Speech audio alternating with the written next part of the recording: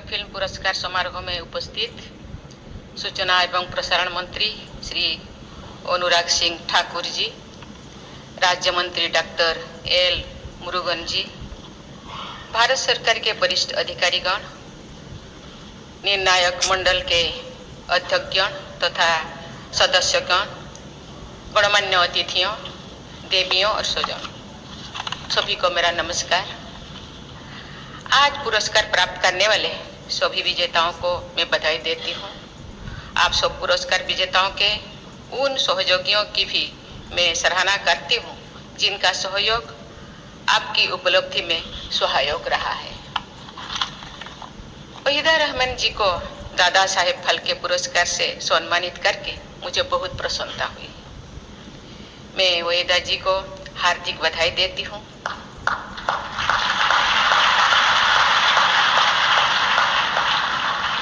उन्होंने अपनी कला और व्यक्तित्व से फिल्म जगत के शेखर पर अपना स्थान बनाया है। अपने निजी जीवन में भी उन्होंने गरिमा, आत्मविश्वास और मौलिकता से भी युक्त महिला के रूप में अपनी पहचान बनाई है। मुझे बताया गया है कि उन्होंने फिल्मों के काम करने के लिए कोई दूसरा नाम रखने से इनकार कर दिया था, जबकि दूसरा नाम रखना उस दौर का चलन था। उन्होंने कई ऐसे फिल्में चुने जिनमें उनकी भूमिका महिलाओं से जुड़े बंधनों को तोड़ती थी। वहीदा जी ने एक मिसाल पेश की है कि वुमेन एम्पावरमेंट के लिए खुद महिलाओं को भी पहल करनी चाहिए।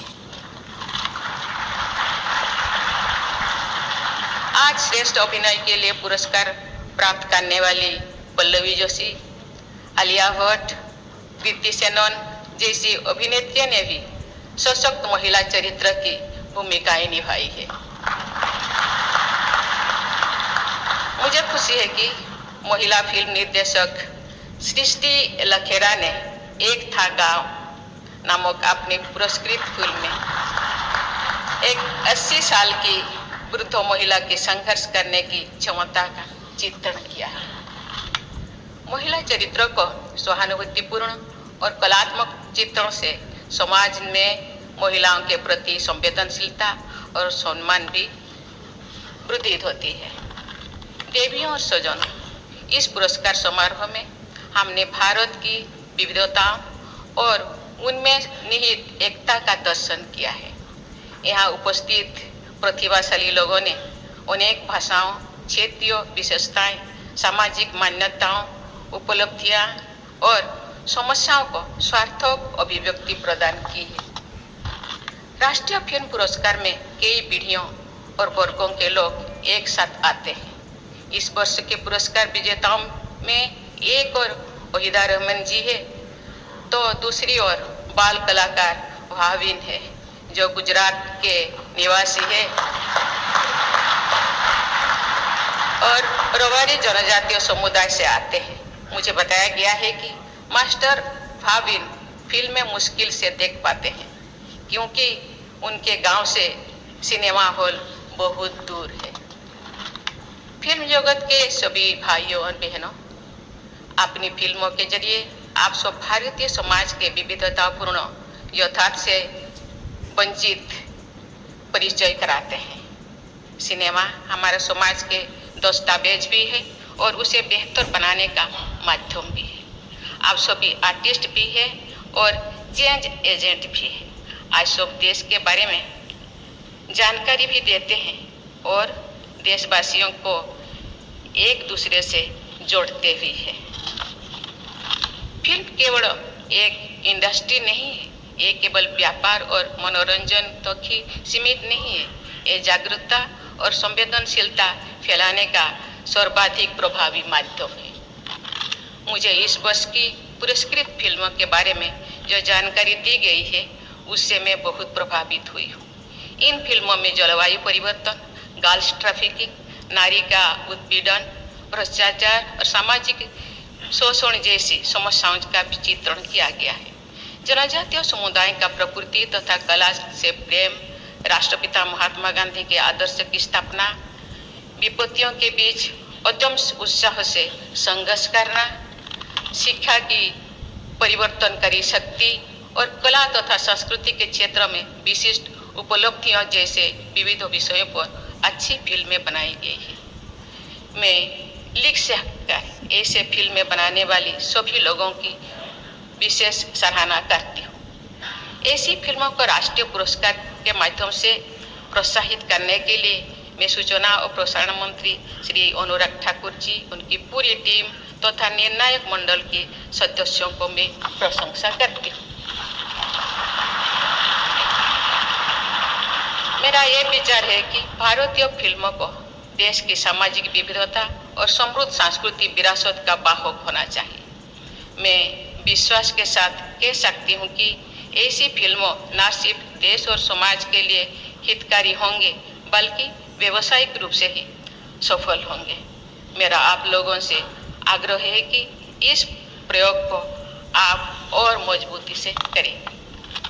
देवियों और स्वजनों, चंद्रयान की सफलता पर सभी देशवासी गर्व का अनुभव करते हैं और इसरो के वैज्ञानिकों के प्रति सम्मान का भाव रखते हैं। सर्वश्रेष्ठ फीचर फिल्म के पुरस्कार से सम्मानित रॉकेटरी द नाम्बी इफेक्ट नामक फिल्म द्वारा वर्ष 2019 से पद्म भूषण से सम्मानित किया गया है। इसरो के भूतपूर्व वैज्ञानिक नंबी नारायण जी की संघर्षपूर्ण जीवन गाथा का मर्मस्पर्शी चित्रण किया गया।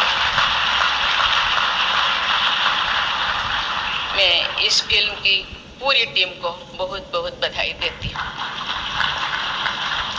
सार्थक फिल्म में समाज और देश की उल्लेखनीय का चित्रण भी होता है और समस्याओं का भी। सभी देशवासियों ने आज़ादी का अमृत महोत्सव मनाया है तथा स्वाधीनता संग्राम में बलिदान देने वाले पूर्वजों का सादर स्मरण किया है। जलियांवाला बाग का नरसंहार और उनके बाद घटनाओं हमारी सामूहिक चेतना का अभिन्न अंग है। आज पुरस्कृत सरदार उधम नामक फिल्म के द्वारा जलियांवाला बाग से जुड़ी स्वाधीनता संग्राम की एक महत्वपूर्ण धारा से दर्शकों का परिचय होता है। परमवीर चक्र से सम्मानित भारत माता के अमर सपूत कारगिल युद्ध में सर्वोच्च बलिदान देने वाला कैप्टन विक्रम बत्रा ने जीवन गाथा पर आधारित फिल्म शेर शाह को विशेष पुरस्कार प्रदान करने के लिए मैं निर्णायक मंडल की सराहना करती हूँ और उस फिल्म से जुड़ी सभी लोगों को बहुत बहुत बधाई देती हूँ। राष्ट्रीय एकता के महत्व को रेखांकित करने के लिए इसे हमारी संविधान की प्रस्तावना तथा अन्य प्रावधान में स्थान दिया गया है। सिनेमा द्वारा ऐसे राष्ट्रीय आदर्शों का प्रसार किया जाना चाहिए। राष्ट्रीय एकता के लिए सर्वश्रेष्ठ फीचर फिल्म का पुरस्कार प्राप्त करने के लिए मैं कश्मीर फाइल्स की भी टीम को बहुत बहुत बधाई देती हूँ। जनजातीय संघर्ष को नेतृत्व प्रदान करने वाले महानायक अल्लूरी सीताराम राजू की जीवनी से प्रेरणा लेकर एस राजामौली जी ने RRR नामक बहुत ही लोकप्रिय फिल्म बनाए। उस फिल्म के एक गीत को बेस्ट सॉन्ग का एकेडमी अवार्ड भी मिला है। मैं उस फिल्म की सफलता तथा अंतर्राष्ट्रीय मान्यता के लिए उसकी पूरी टीम को बहुत बहुत बधाई देती हूँ। आज के पुरस्कारों की लंबी किंतु प्रभावशाली सूची में से मैं कुछ फिल्मों और लोगों का ही नाम उल्लेख कर पाई हूँ। आज पुरस्कृत सभी फिल्में और उनसे जुड़े सभी लोगों ने समाज और सिनेमा को बहुत प्रभावशाली योगदान दिया है। मैं सबको बहुत बहुत बधाई देती हूँ। मुझे विश्वास है कि प्रतिभाओं से समृद्ध हमारे देश में सिनेमा से जुड़े लोग विश्व स्तरीय उत्कृष्टता के नए मानदंड स्थापित करते रहेंगे। विकसित भारत के निर्माण में फिल्मों की महत्वपूर्ण भूमिका रहेगी। इसी विश्वास के साथ मैं अपनी वाणी को विराम देती हूँ। धन्यवाद। जय हिंद, जय भारत।